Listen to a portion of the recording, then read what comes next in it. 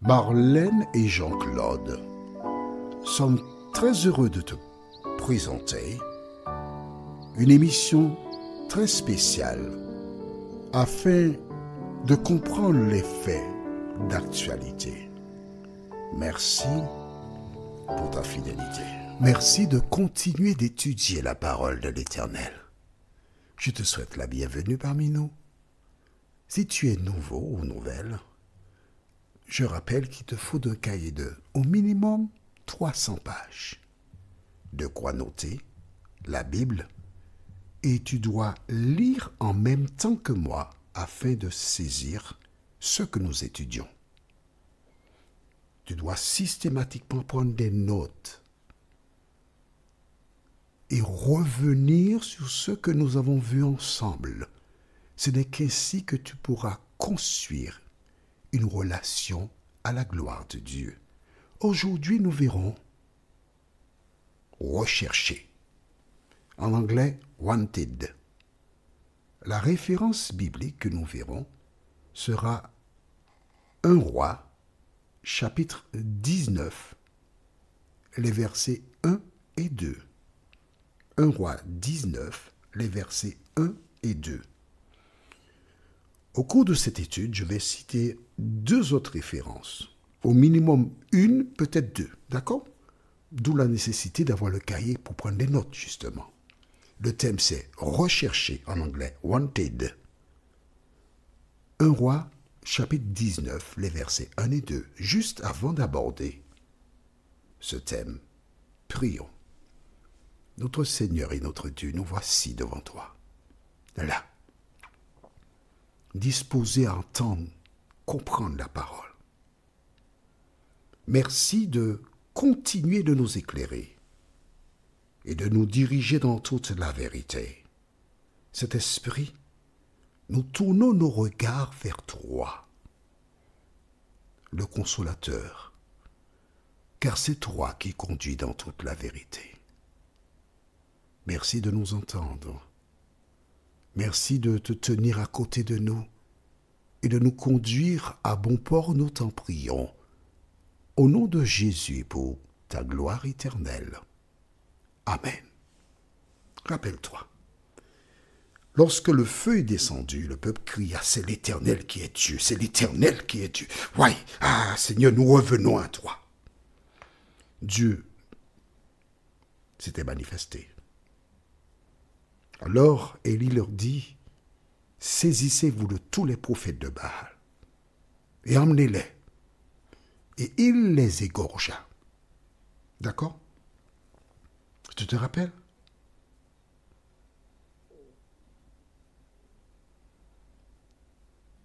Donc, tu as oublié? Bon, on va relire. D'accord. 1 Roi, chapitre 18, verset 19. Pardon, verset 40. Verset 40. Emparez-vous des prophètes de Baal, leur dit Élie, qu'aucun d'eux ne puisse s'échapper.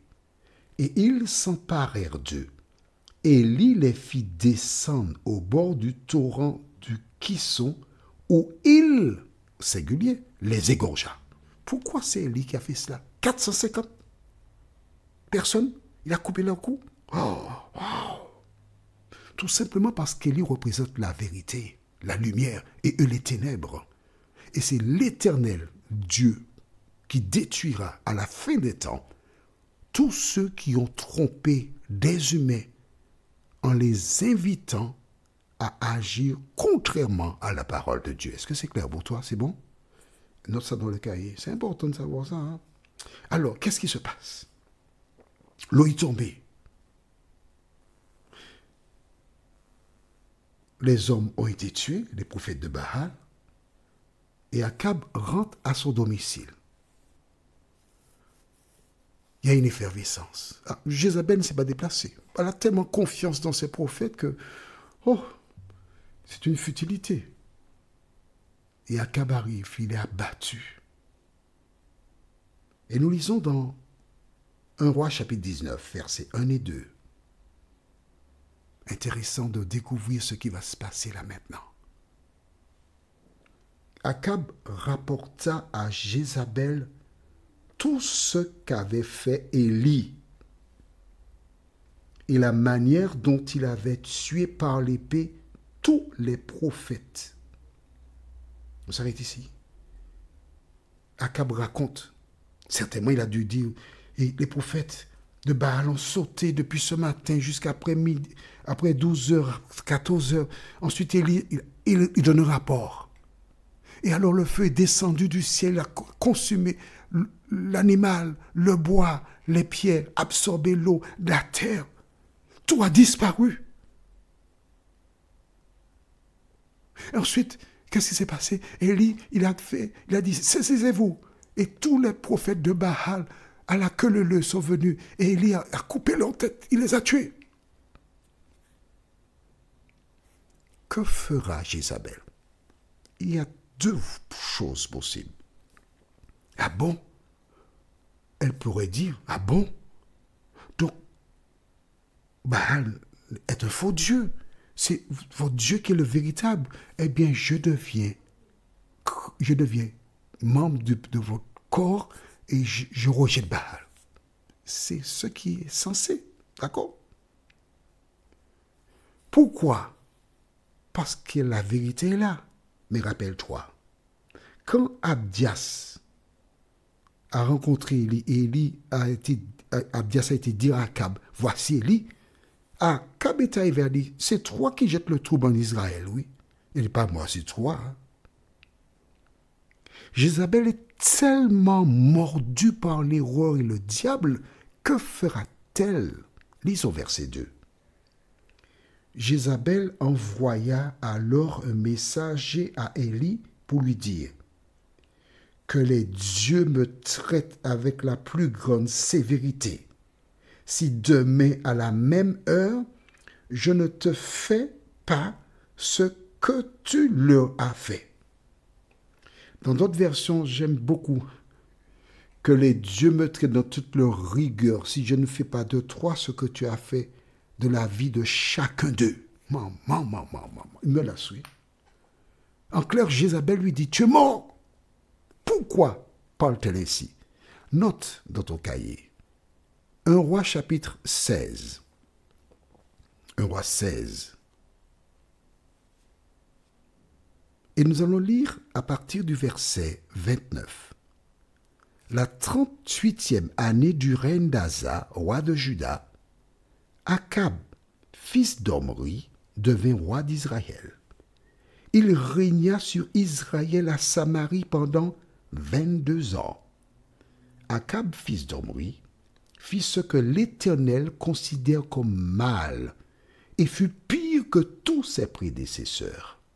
Non content d'imiter les péchés de Jéroboam, fils de Nébath, il épousa encore Jézabel, fille d'Eth-Baal, le roi des Sidoniens, et alla jusqu'à rendre un culte au dieu Baal et à se prosterner devant lui.